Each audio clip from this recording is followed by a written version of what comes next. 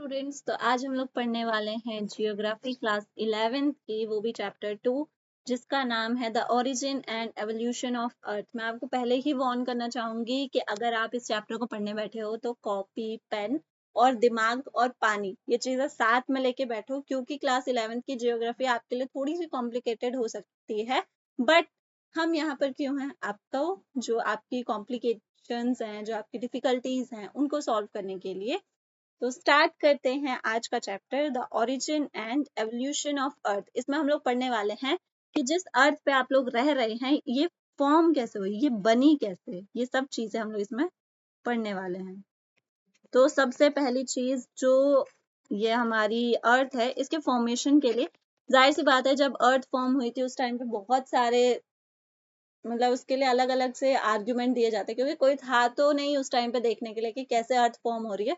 तो सब अपना अपना दिमाग लगाते हैं और अपने अपने आर्ग्यूमेंट्स, अपने अपने थ्योरीज देते हैं। तो उसमें से हम लोगों को कुछ थ्योरीज इस चैप्टर में पढ़नी है, और सबसे जो फेमस थ्योरी है, जो सबसे ज्यादा वैलिड थ्योरीज है, उन सब चीजों के बारे में हम लोग पढ़ेंगे।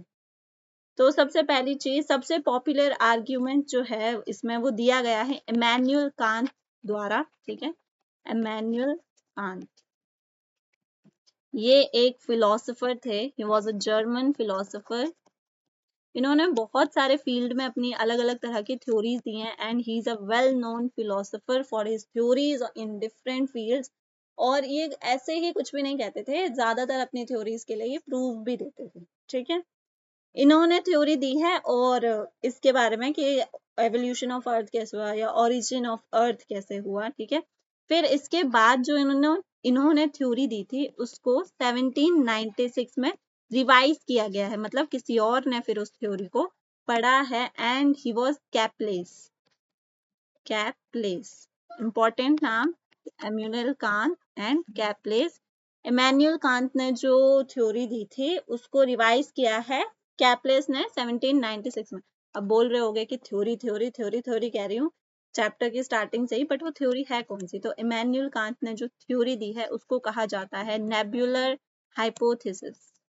नेबुलर हाइपोथेसिस, ये इनकी थ्योरी का नाम है। ठीक है, अब इन्होंने जो थ्योरी दी है, इसका मतलब क्या है?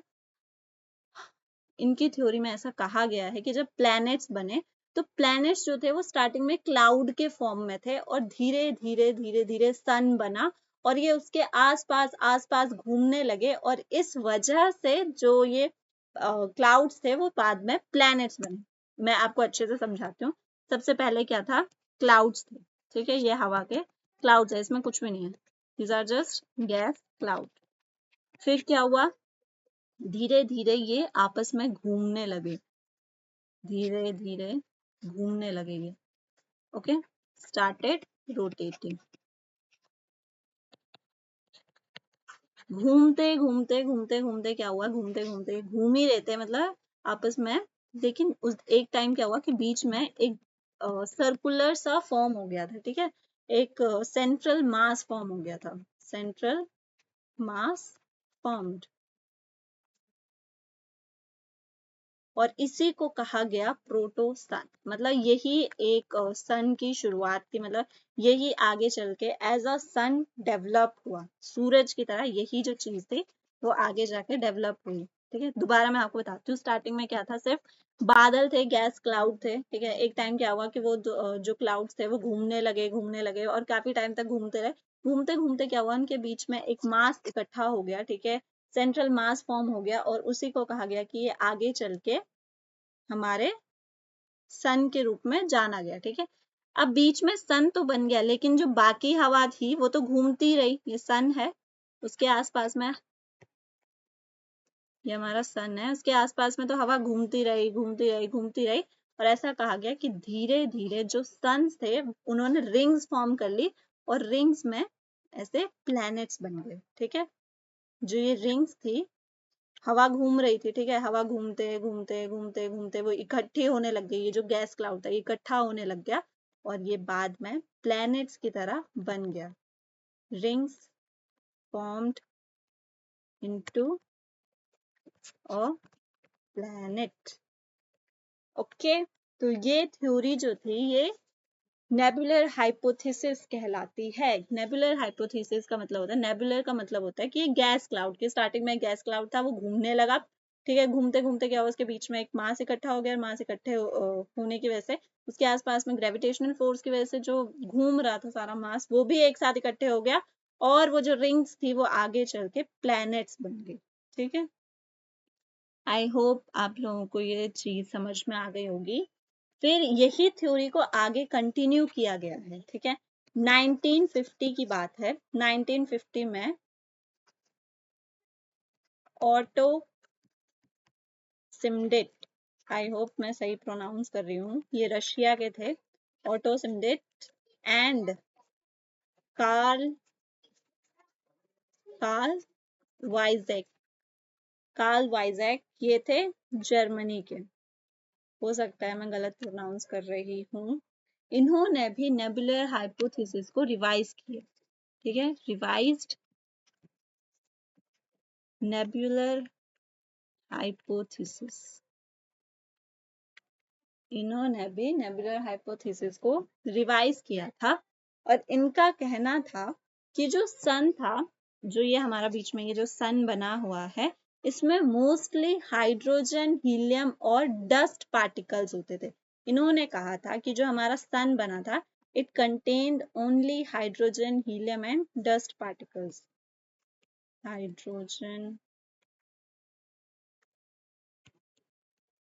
helium and dust particles। अब इनका क्या कहना था, इन्होंने कहा कि यहाँ पे ना देखो थोड़ी सी ना डिस्क जैसी फॉर्म हो रही है। ऐसा नहीं है कि इन्होंने इस थ्योरी को एकदम गलत कह दिया था। इन्होंने कहा कि जब ये चीजें घूम रही थी, ठीक है, आपस में घूम रही थी, तो घूमते घूमते इन्होंने डिस्क जैसी फॉर्म कर ली, और ये एक्रीशन की प्रोसेस में आ गए थे। एक्रीशन का प्रोसेस क्या होता है कि एक लेयर के ऊपर दूसरी लेयर, ठीक है, मान लो बहुत सारी हवा घूम रही थी, तो थोड़ी सी हवा अंदर इकट्ठी हुई, फिर थोड़ी सी हवा बाहर इकट्ठी हुई, फिर थोड़ी सी हवा इकट्ठी हुई, फिर ऐसे ऐसे ऐसे ऐसे ये पूरा का पूरा प्लैनेट बन गया। इस प्रोसेस को कहा गया है एक्रीशन। ठीक है, जहाँ पे लेयर्स लेयर्स बनती जाती है। तो इन्होंने कहा था कि बार बार पार्टिकल्स के टकराते टकराते वो डिस्क में फॉर्म हुआ, जो नेब्यूला था, जो क्लाउड था, वो डिस्क में फॉर्म हुआ, और आगे चल के वो एक्रीशन की प्रोसेस में आ गया, मतलब लेयर्स में जुड़ते जुड़ते फिर वो बन गया एक प्लैनेट। ये इनका कहना था। इसकी स्टेटमेंट मैं आपको लिखा देती हूँ। Collision of particles led to formation of disc shaped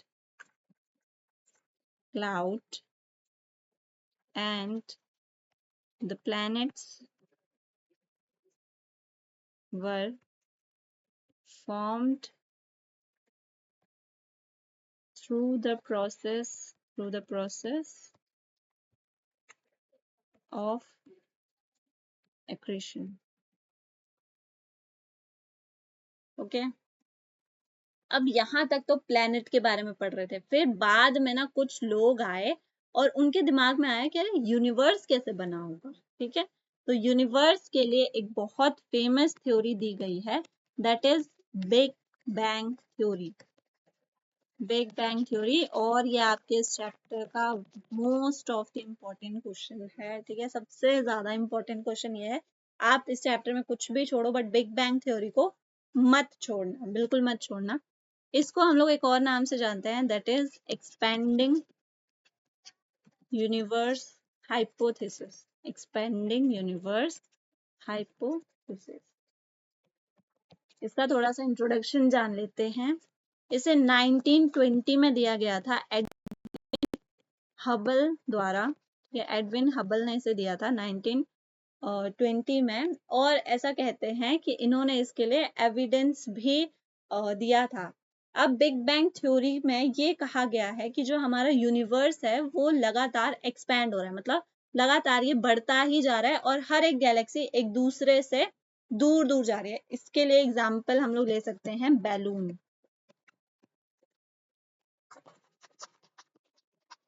ठीक है, बैलून का एग्जाम्पल ले सकते हैं। जो बिग बैंग थ्योरी है उसको डिफरेंट स्टेजेस में बताया गया है, अलग अलग स्टेजेस इसके लिए बताए गए हैं, स्पेशली 3 स्टेजेस इसके लिए बताए गए हैं।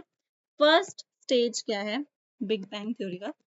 फर्स्ट स्टेज जो है उसमें कहा गया है कि जो एक छोटी सी टाइनी सी बॉल थी, ठीक है, there was a tiny ball जो कि एक्सप्लोड हुई बहुत खतरनाक तरीके से, मतलब बहुत वायलेंटली एक्सप्लोड हुई, ठीक है, वायलेंटली एक्सप्लोड होने की वजह से बहुत ज्यादा ह्यूज एक्सपेंशन हुआ, ठीक है। और ये फर्स्ट स्टेप था जब मतलब ये यूनिवर्स की स्टार्टिंग थी, जब यूनिवर्स बनने लगा था। ऐसा माना जाता है कि ये जो घटना है ये 3.7 बिलियन ईयर्स अगो हुई थी, 13.7 बिलियंस अगो। आज के समय से इतने समय पहले ये एक्सपेंशन हुआ था। जो ये बात हो रही है ना कि एक छोटी सी बॉल थी वो एक्सप्लोड हुई थी, वो 13.7 बिलियन ईयर्स पहले हुई थी, ठीक है। और जैसे ही एक्सप्लोड हुई तो उसमें से एनर्जी निकले, अब कोई चीज फटेगी तो एनर्जी निकलेगी, और जो वो एनर्जी थी it got converted into matter, वो कन्वर्ट हो गई थी मैटर में, ठीक है। और ऐसा माना गया कि उसके बाद लगातार वो जो एक्सप्लोजन था वो कुछ टाइम तक होता रहा, ठीक है, काफी बार एक्सप्लोजन होता रहा, बट समय के साथ साथ जो एक्सप्लोजन था वो खत्म हो गया, ठीक है। एक्सप्लोजन जो था वो धीरे धीरे स्लो डाउन हो गया, समय के साथ साथ वो धीरे धीरे स्लो होता गया। जो फर्स्ट फर्स्ट एक्सप्लोजन हुआ था, फर्स्ट एक्सप्लोजन जो टाइनी बॉल का फर्स्ट एक्सप्लोजन हुआ था उसके 3 मिनट 3 मिनट के अंदर अंदर ऐसा बोला जाता है कि with in 3 minutes first atom बन गया था, ठीक है, first atom formed, first atom formed with in 3 minute, first explosion के अंदर अंदर पहला एटम बन गया था।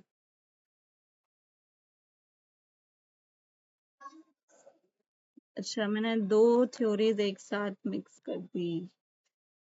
जो टाइनी बॉल थी वो बहुत जोर से फटी। सबसे पहले ये जो टाइनी बॉल थी ये स्टार्टिंग में सिंगुलर एटम था, मतलब यूनिवर्स जो है वो इसी टाइनी बॉल से निकला है, ठीक है, सिंगुलर एटम था, बहुत छोटी थी, हम सोच भी नहीं सकते कि कितनी छोटी थी, बट इसमें इनफाइनाइट टेम्परेचर और इनफाइनाइट डेंसिटी थी, infinite density. This is your first step, ठीक है।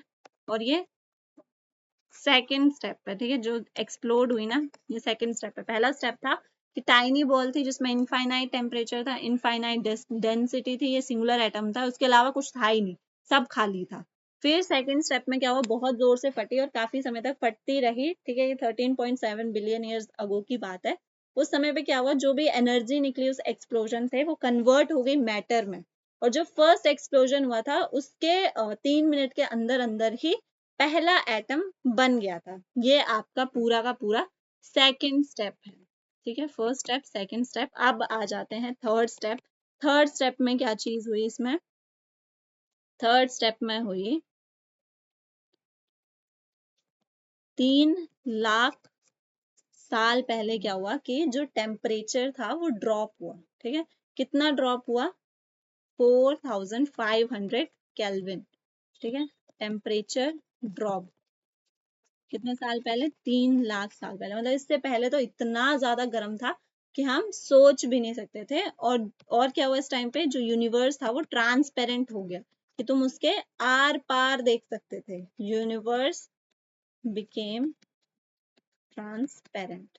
ये जो क्वेश्चन है ना ये आपका 5 नंबर में आता है और यही आपकी बिग बैंग थ्योरी है, ठीक है। ये जो मैंने पूरा आपको एक्सप्लेन किया है ना, this is your big bang theory only. और ये आपका बिग बैंग थ्योरी का डायग्राम है जो आपको इस आंसर के साथ बनाना है।